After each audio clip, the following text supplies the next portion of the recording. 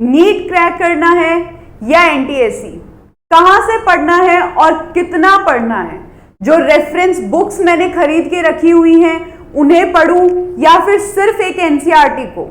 Last time मेरी इतनी अच्छी तैयारी थी लेकिन फिर भी सिलेक्शन नहीं हुआ। मुझे नीट क्रैक करना है लेकिन समझ नहीं आ रहा प्रिपरेशन कौन सी बुक से करूं। सिर्फ एनसीईआरटी काफी है या मुझे कुछ रेफरेंस बुक्स की हेल्प लेनी पड़ेगी? सभी कंसेप्ट्स आते हैं लेकिन फिर भी क्वेश्चन क्यों गलत हो जाते हैं? एनटीएससी क्वालिफाई करने के लिए कितना पढ़ना पड़ेगा? क्या मैं एनटीएससी क्वालिफाई कर पाऊंगा? एनटीएससी क्वालिफाई करने के लिए मुझे कौन सी बुक्स फॉलो करनी होंगी? Confused? Here is the solution.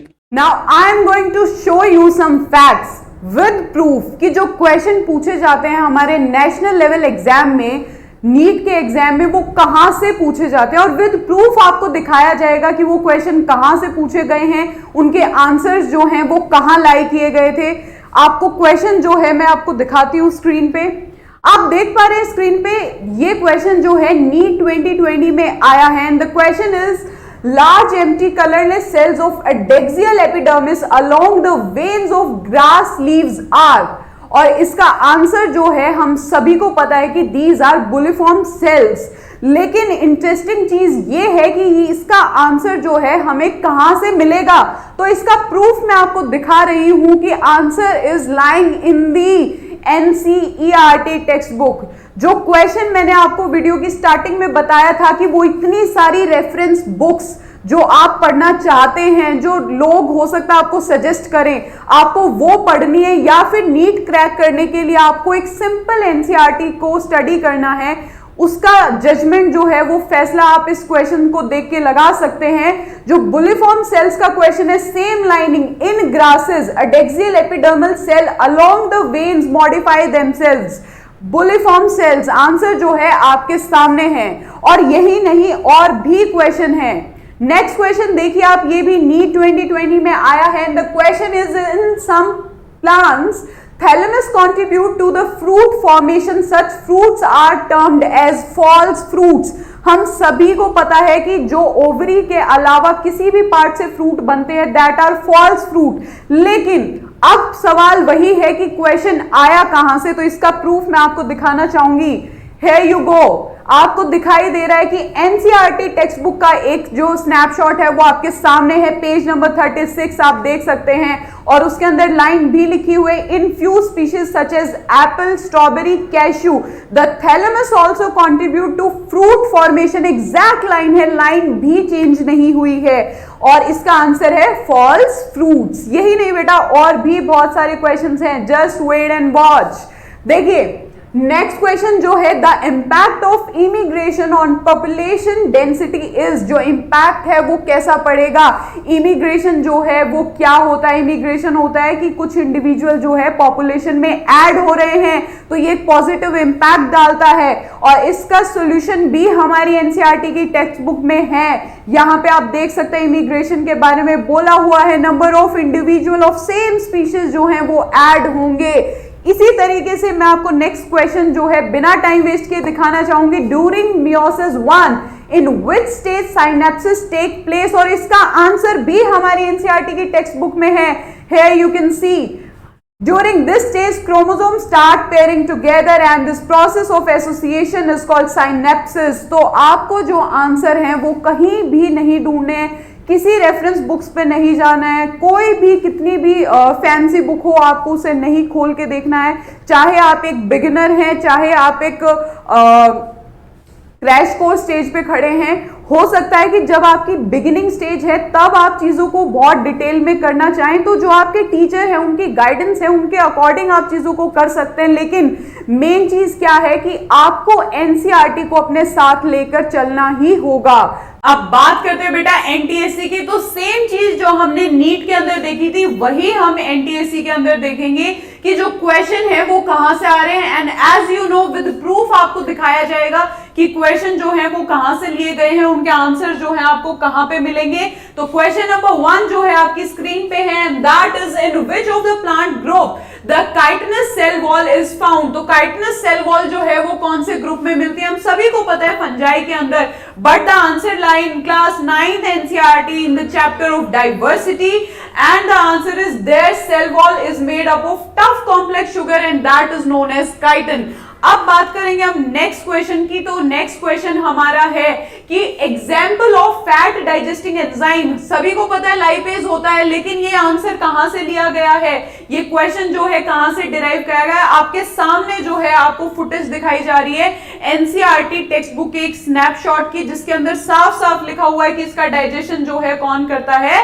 Lipase करता है। तो अब भी अगर आपको कोई बोलता है कि आप कोई फैंसी सी रेफरेंस बुक जो है वो स्टडी कीजिए, या फिर कहीं और से आपको बहुत ही फैंसी सा स्टडी मटेरियल जो है वो प्रोवाइड किया जाएगा, तो आप उन चक्करों में ना पड़े, आपको जस्ट टू द पॉइंट जाना है। अगर आप अपनी प्रिपरेशन शुरू कर रहे हैं तो भी, और अगर आपकी प्रिपरेशन का जो लास्ट फेज चल रहा है तो भी आपको जो है स्टिक करना है एनसीईआरटी टेक्स्ट बुक के लिए, अगर हम बात करें नीट और एनटीएससी की। ठीक है, चलिए नेक्स्ट क्वेश्चन जो है मैं आपको दिखाना चाहूंगी। नेक्स्ट क्वेश्चन जो है and that is the flower which contain both stamens and carpels, they are called bisexual flowers. Which of the following flower pair is bisexual? इनमें से कौन सा जो है वो bisexual है? तो हम सभी को पता है hibiscus and mustard, but interesting fact क्या है कि आंसर कहां से लिया गया है? तो आप देख सकते हैं बेटा, line to line bisexual hibiscus and mustard when it contain both stamens and pistil। बिल्कुल टू द पॉइंट, एक एक वर्ड जो है वो बेटा सिमिलर है एनसीईआरटी का। चलिए नेक्स्ट क्वेश्चन जो है उसमें आपको अरेंज करना है, 3 स्टेप्स दे दिए और जैसे ही आप तीनों स्टेप्स को पढ़ रहे हैं आपको तुरंत याद आ रहा है वो डायग्राम जिसके साइड में ये तीनों स्टेप्स जो है वो मेंशन किए गए हैं कि किस तरीके से पहले एब्जॉर्प्शन होगा हमारी लाइट एनर्जी का, उसके बाद ब्रेक डाउन होगा वाटर का और फिर इस तरीके से रिडक्शन होगा कार्बन डाइऑक्साइड का, किसके अंदर? डिफरेंट कार्बोहाइड्रेट्स के अंदर। जो हमारी सीक्वेंस है that will be C, A and B, लेकिन आंसर लाई करेगा हमारा यहां पे। देखो बेटा ये लिखे हुए तीनों स्टेप्स फोटोसिंथेसिस के, और आप देख रहे हैं कि ये जो फुटेज है ये एनसीईआरटी की टेक्स्ट बुक की ही है, आप सभी फेमिलियर हैं इस फुटेज के साथ। तो यहां पे मैं आपको यही बात कहना चाहूंगी बेटा, बहुत ही क्लियर है, एग्जाम चाहे नीट का हो जो क्लास 12th लेवल का है, चाहे एनटीएससी का हो जो क्लास 10th के बाद होता है, एग्जाम कोई भी हो, जब एक टेक्स्ट बुक जो असाइन कर दी गई है अगर वो आपको आती है तो आप एग्जाम क्रैक करेंगे ही करेंगे। बस फर्क इतना सा है, आपको अपना माइंड सेट करना है कि मुझे कहां से पढ़ाई करनी है एक्चुअल में। सबसे पहले इंपॉर्टेंट चीज जो होती है बेटा वो माइंडसेट की होती है। अगर आपका माइंडसेट है कि आपको एनसीईआरटी को रीड करना है तो फिर आप ये देखिए कि आपके पास कितना टाइम है। सपोज अभी आपकी क्लास की बिगिनिंग है, तो क्लास की बिगिनिंग है तो आपको पता है आपके पास पूरा साल पड़ा है, तो आप दिन के जो है 2 पेजेस जो है रीड आउट करिए एनसीईआरटी के, that will be more than enough. अगर आपको लग रहा है कि यार नीट का एग्जाम तो अभी आ गया और अभी मेरे पास टाइम जो है वो कम है, मेरे पास सिर्फ 2 महीने हैं, तो मैं कैसे तैयारी करूं, तो आप उसी हिसाब से डिवाइड कर ले, आप एक चैप्टर रीड कर लें। अब आप कहोगे कि मैम हम एनसीईआरटी को रीड कैसे करें? तो एनसीईआरटी को रीड करने का बेटा सिंपल सा तरीका होता है कि एनसीईआरटी जो है आपके सिलेबस को एक आउटलाइन प्रोवाइड करती है। अब आपको पता है कि एनसीईआरटी की हर लाइन के पीछे एक कंसेप्ट छुपा हुआ होता है, आपको उस कंसेप्ट को पकड़ना है कि ये कंसेप्ट जो है वो क्या है, और प्रैक्टिस इतनी होनी चाहिए। बहुत से बच्चे जो है मेरे से कहते हैं कि मैम हमारी तैयारी बहुत अच्छी थी लेकिन फिर भी मार्क्स नहीं आ पाए, या हमारे जो सीनियर्स हैं या हमारे कजिन्स हैं, सिस्टर है, ब्रदर है, उनकी तैयारी बहुत अच्छी होती है लेकिन मार्क्स नहीं आ पाते। तो प्रिपरेशन में और एक्यूरेसी में बहुत डिफरेंस होता है बेटा, और एक्यूरेसी जब भी आती है जब आप बार बार उस चीज को स्टडी करें। आपको पता है भाई एनसीईआरटी से एग्जाम आना है, अब नीट 2021 का अगर हम बात करें तो हमें 1-1.5 साल जो है बच्चों को मिल गया है, तो जब हमें पता है कि चीजें यहां से आ रही हैं तो हमें क्या करना है, बार बार उस चीज को प्रैक्टिस करनी है। भाई if you want to learn to speak English, अगर आपको इंग्लिश सीखनी है तो you have to conversate in that language ना, आपको उसी लैंग्वेज में कॉन्वर्सेट करना पड़ेगा। तो सेम चीज है, if you want to learn NCERT then you have to speak the language of NCERT, आपको लैंग्वेज ही बोलनी पड़ेगी एनसीईआरटी की। एनसीईआरटी में अगर इंक्रीमेंट की जगह इंक्रीज लिखा हुआ है तो you have to notice the word only increase not the increment, मतलब दोनों का सेम है। बट मैं क्या कहना चाहती हूँ वो पॉइंट आप पकड़िए कि आपको बिल्कुल फोकस्ड रहना पड़ेगा अपने जो आपका जो स्टडी मटेरियल है उसको लेके, ठीक है। अगर आपकी डाइट 2 चपाती खाने की है तो आप 2 ही खा पाएंगे, मैक्सिमम आप 3 खा लेंगे, लेकिन ऐसा नहीं है कि 2 चपाती की डाइट और आप 10 खा रहे हैं और अगर आप खा भी रहे हैं तो आप वॉमिट आउट करेंगे, ठीक है, तो तबीयत खराब हो सकती है। इसी तरीके से जब आपको पता है कि आपका सिलेबस इतना है, आपको इतना रिक्वायरमेंट है पढ़ाई की, तो आप उतनी कीजिए, उससे बहुत ज्यादा करेंगे तो भी आपका करियर बिगड़ सकता है और बहुत कम करेंगे तो भी आप सक्सेसफुल नहीं होंगे। तो the point is you should be accurate, precise and consistent toward your goal. और कंसिस्टेंसी जो है, ये सारी चीजें आपको कहीं ना कहीं कब मिलेंगी, जब आपको एग्जैक्ट डायरेक्शन पता हो, एग्जैक्ट मेथड पता हो कि वहां जाना है और इस मेथड से जाना है, इस रास्ते से जाना है। तो जब आप नीट के लिए तैयारी कर रहे हैं या एनटीएससी के लिए तैयारी कर रहे हैं तो you should know the exact methodology और एग्जैक्ट योर स्टडी मटेरियल कि आपको कितना पढ़ना है। और आई गेस इस वीडियो के बाद आपको इतना तो कंफर्म हो गया, I am not speaking about only in biology, I am like I want to say कि जो तीनों सब्जेक्ट्स हैं आपके, फिजिक्स, केमिस्ट्री एंड बायो, तीनों में यही चीज है।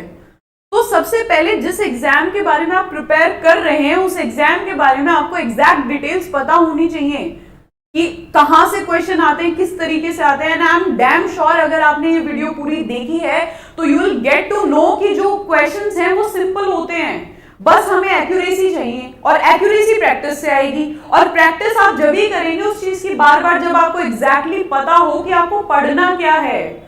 इधर उधर भटकने से, मोटी मोटी किताब पढ़ने से, फैंसी रेफरेंस बुक अपने साथ में रखने से कुछ नहीं होगा, आप बिल्कुल कूल नहीं बनेंगे। एग्जैक्ट रिजल्ट जो आएगा वो तभी आएगा जब आप उतना ही पढ़ेंगे और वहीं से पढ़ेंगे जहां से रिक्वायरमेंट है।